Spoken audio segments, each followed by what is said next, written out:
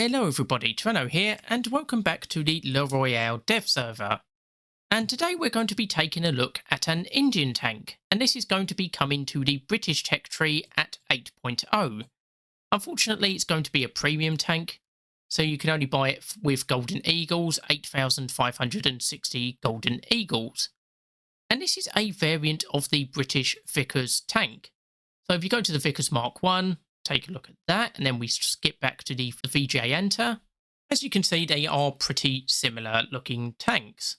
Now, we start off with the main armament, and as you can see, it's a 105mm L7A1 gun. So you've got a choice of APDS rounds with a max penetration of 252mm at 500 meters, or HESH with 127mm, or Heat FS with a max penetration of 400mm. And in addition to that, you've got a 7.62mm machine gun on the roof, or a 12.7mm machine gun and a 7.62mm machine gun, if I can find it, both in a coaxial position to the left of the main gun. And this is a stabilised gun, which of course helps with accurate shooting, especially on the move. And it does come with smoke grenades. I've quickly tested this out, and they're not very long ranged. They're more for if you're already stationary. Like if you fire these while going on the move, you'll probably overtake your grenades as they explode or reach them as they explode. Like they're not very good for throwing smoke out a long distance. And the armor is pretty much what you'd expect. It's not great, it's not spectacular, but it's not the worst in the world. We've got an effective thickness of around the low 80s, depending on where you are, to the high 90s. At the moment, we only seem to be getting low 90s to high 90s. And the lower plate is around 100mm.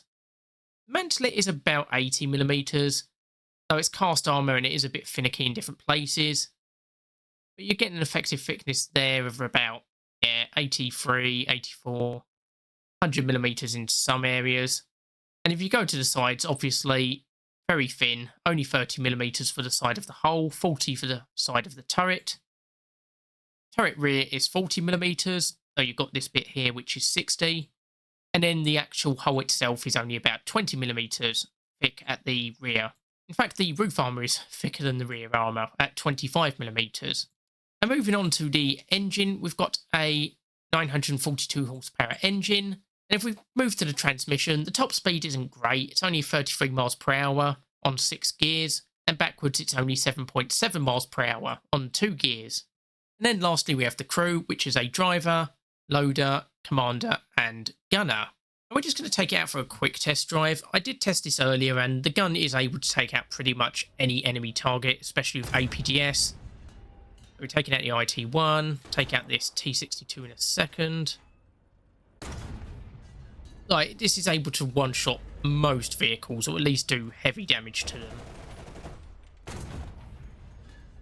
So we've already taken out the IT-1, T-62, SPAA over there, T-55.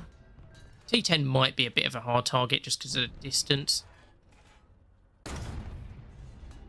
Slightly undershot there. There we go, once we actually get a hit on it.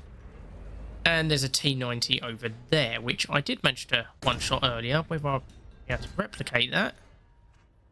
Well, I've already missed one shot, so that's not great. Oh, that's really annoying. I probably just got a lucky shot on that very low frontal plate earlier. I think it went through that lower frontal plate and just one-shot it, but well, I wasn't able to quite replicate it, but it can destroy T-90s if you get lucky, but obviously, as you can see there, if you're just hitting that upper frontal plate, the 105mm gun does struggle. We'll just test out the mobility a little bit.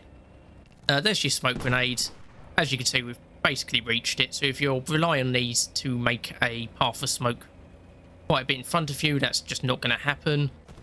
There's the machine guns. Like I say, you've got 2 coaxial machine guns. Not entirely sure why you'd want them in the exact same position. It doesn't seem to be adding much, especially since there are 2 different calibers, but there we go. We've got to 30 miles per hour pretty quickly. If we go cross-country, we do slow down a little bit because cross-country and going up a hill. But then we come down the other side and we rather quickly get back up to almost 30 miles per hour, if not exactly 30. Yeah, we're up to about 28. Yeah, not the fastest tank in the world, but not the worst in the world either for mobility. So anyway, that is the Vijayanta. And like I say, this is an Indian tank coming to the British tech tree as a premium vehicle at 8.0. So anyway, hopefully you've enjoyed this video. Hopefully you'll join me for the next one. I've been Tyranno, and I'll see you next time.